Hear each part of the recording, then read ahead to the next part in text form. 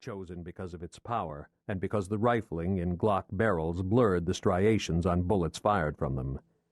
As a consequence, crime scene investigators found it almost impossible to link those bullets to any particular gun. But if everything went as planned, the force of the Glock wouldn't be necessary. Instead, the second pistol, a .22 Beretta, would be chosen for its subtlety.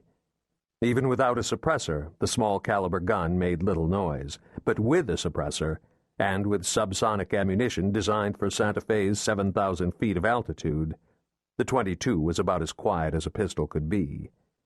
Equally important, its lesser power meant that the bullet it fired wasn't likely to jeopardize the mission by going through the target and hitting the precious object hidden under his parka. To hear the angels sing. At the intersection, the traffic light changed to red.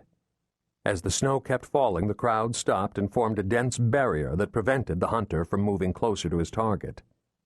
Suddenly, a man's voice blurted from an earbud concealed beneath the black watchman's cap that the hunter wore over his ears. "Melchior, status!" the angry voice demanded. The hunter's name was Andre.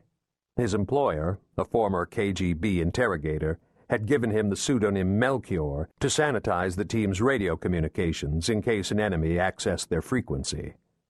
The seemingly nonsensical choice had puzzled Andre until he'd learned that, according to tradition, Melchior was one of the wise men who'd followed the Christmas star to Bethlehem and discovered the baby Jesus. A microphone was concealed under the ski lift tickets attached to the zipper on Andre's coat, tickets that were a commonplace in this mountain resort.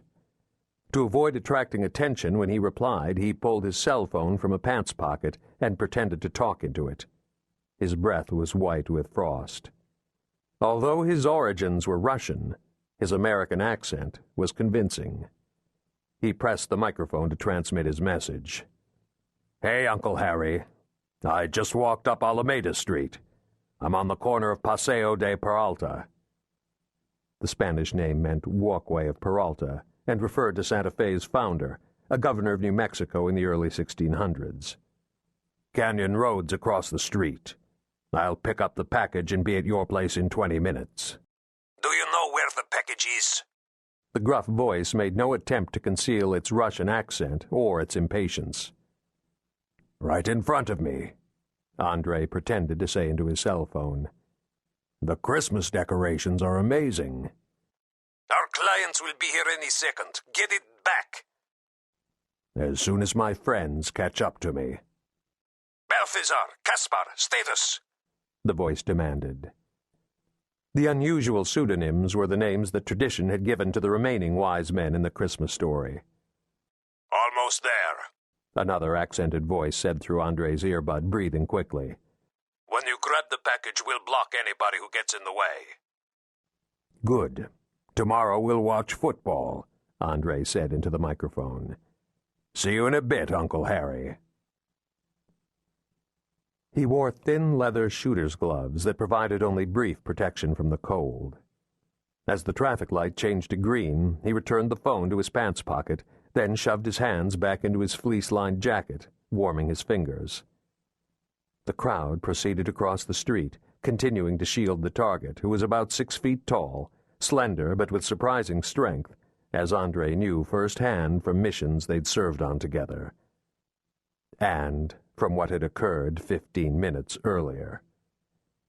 Dark hair of medium length, rugged yet pleasant features that witnesses otherwise found hard to describe, in his early 30s. Andre now realized that these details were the extent of what he knew about the man. The thought intensified his anger.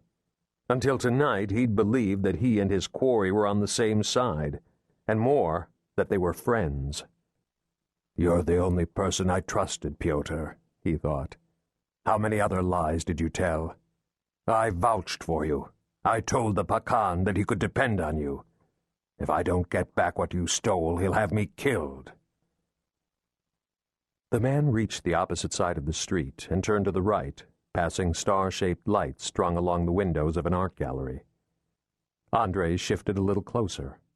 Only 13 people away now, avoiding sudden movements, doing nothing that would disrupt